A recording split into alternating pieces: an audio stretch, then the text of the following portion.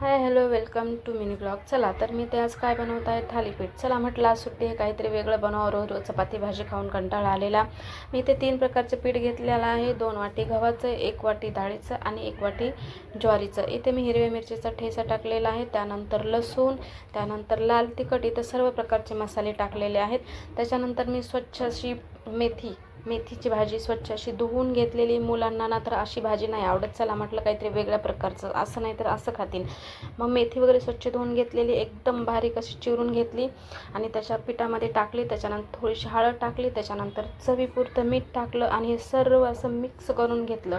Mix केल्यानंतर ना थोडंसं पाणी टाकून मस्त असं पीठ मळून घेतलं आणि त्याच्यानंतर पीठ मळल्यानंतर मी बाकीची कामं करून घेतली तोपर्यंत, आणि 5 ते 10 मिनटानंतर थालीपीठला सुरुवात केली. मस्त असं थालीपीठ बनवलं, जेवण वगैरे करून घेतलं.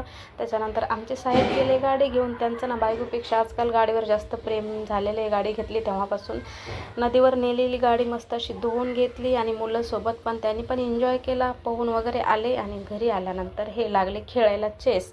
त्याच्यानंतर साहेबांना मी सांगितलेला वडापाव घेऊन या, मला आज काहीतरी खायची वेगळी इच्छा होती. तर त्यांनी आज वडापाव आणलेला, खूप असा टेस्टी. पण माझ्या मुलांना ना पाहिजे होता पिझ्झा, पण पिझ्झा तिथं काही भेटला नाही. शेवटी माझ्याच मनासारखं झालं. कधीतरी माझ्या मनासारखं केलं साहेबांनी आणि मग वडापाव खाल्ला. खूप असं टेस्टी, सगळ्यांनी एन्जॉय करून आणि निघाली ड्युटीला.